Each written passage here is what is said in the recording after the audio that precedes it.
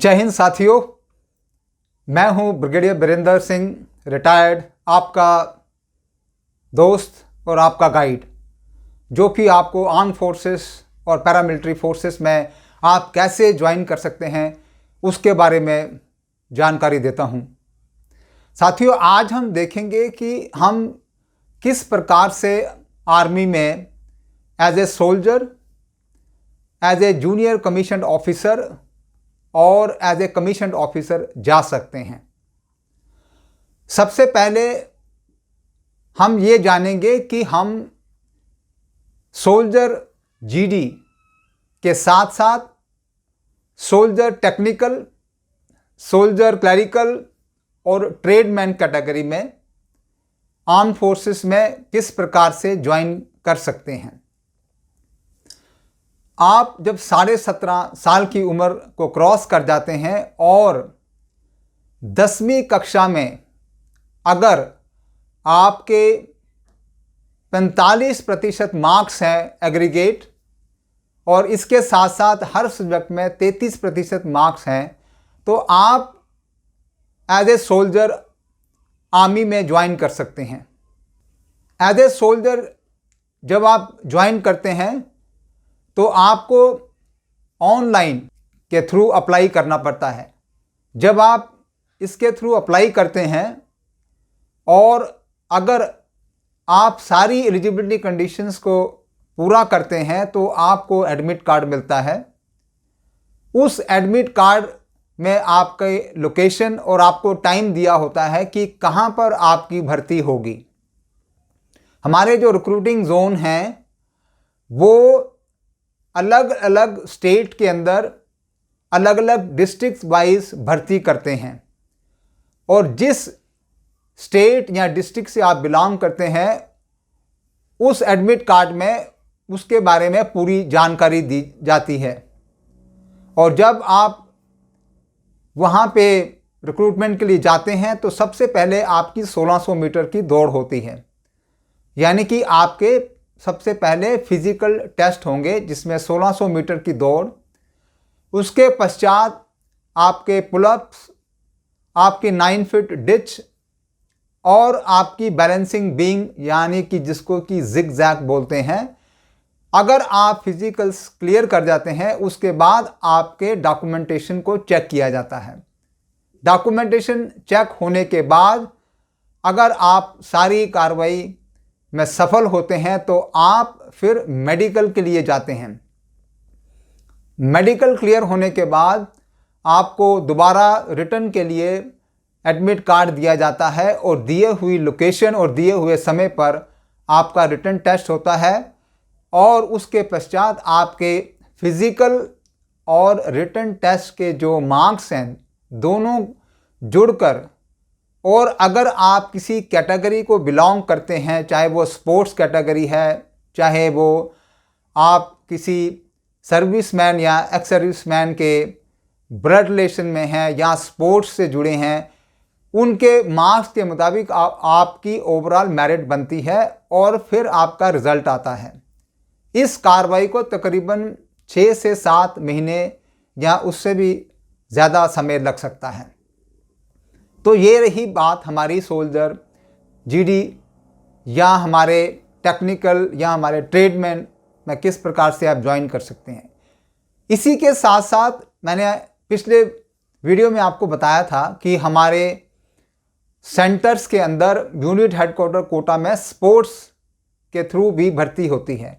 उसमें आप as a हवलदार, अगर आपका नेशनल लेवल पर मेडल है, आप ज्वाइन कर सकते हैं।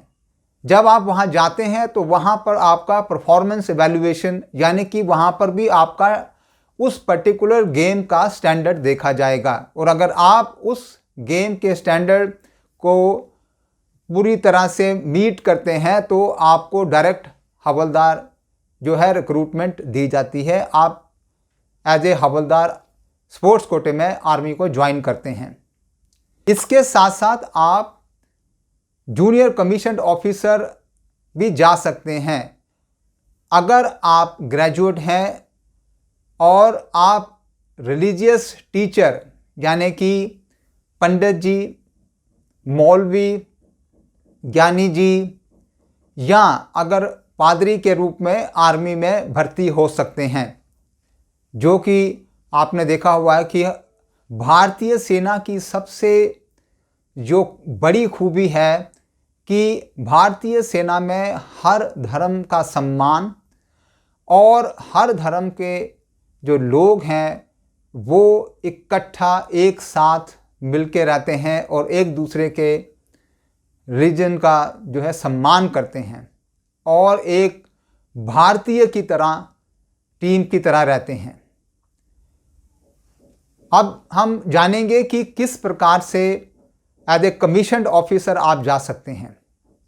जो बच्चे 12वीं कक्षा में पढ़ रहे हैं या उन्होंने 12वीं कक्षा की पढ़ाई पूरी कर ली है, वो नेशनल डिफेंस एकेडमी, जो कि भारतीय सेना की बहुत ही रेप्यूटेड, मैं कहूँगा कि आर्म फोर्सेस की सबसे रेप्यूटेड एकेडमी जो पूना में मौजूद है, उसमें अप्लाई कर सकते हैं। इसके लिए आपको यूनियन पब्लिक सर्विस कमीशन की तरफ से साल में 2 बार एंट्रेंस एग्ज़ाम होंगे। उस एंट्रेंस एग्ज़ाम को क्लियर करने के बाद आप सर्विस सिलेक्शन बोर्ड के लिए जाएंगे, जहां पर आपके साइकोलॉजिकल टेस्ट होंगे, GTO टेस्ट होगा और साथ में इंटरव्यू होगी। अगर आप उसमें कामयाब होते हैं फिर आपका मेडिकल होगा और आप मेडिकल के बाद अगर सफल होते हैं तो आप नेशनल डिफेंस एकेडमी में ज्वाइन कर सकते हैं। इसके साथ साथ जो टेक्निकल स्टूडेंट्स हैं जिनके 75% या उससे ज़्यादा मार्क्स आते हैं, उनको भी टेक्निकल एंट्री के लिए 12वीं की कक्षा के बाद बुलाया जाता है। वहाँ पर भी आपका इनिशियल स्क्रीनिंग टेस्ट होगा और उसके बाद आप सिलेक्शन बोर्ड के प्रोसेस से गुजरेंगे।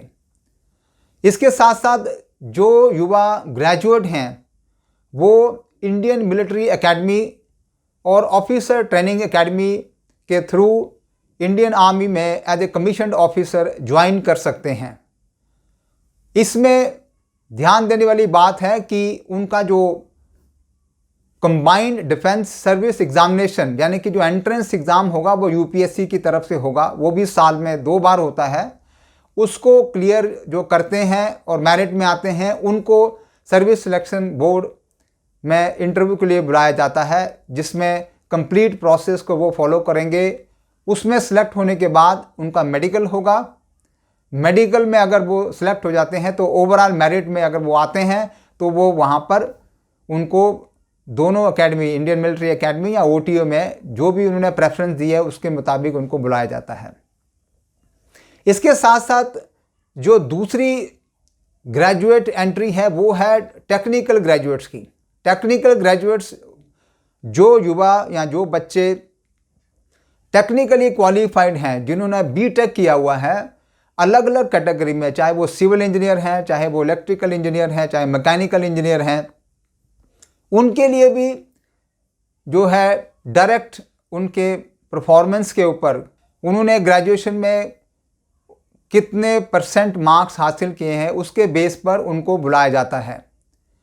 और अगर वो वहाँ पर स्क्रीनिंग टेस्ट क्लियर करके SSB में पास हो जाते हैं फिर उनका मेडिकल होगा और मेरिट के बेस पर उनको as a commissioned officer arm forces में लिया जाएगा।